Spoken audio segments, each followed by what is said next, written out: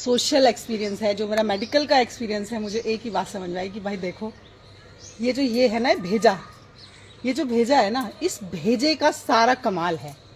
और ये जो इंसान है ना, जितने भी जीव जंतु इस प्रकृति में है ना, वो सब प्रकृति के अधीन है। लेकिन ये जो इंसान है ना, ये इंसान प्रकृति को अपने अधीन करना चाहता है।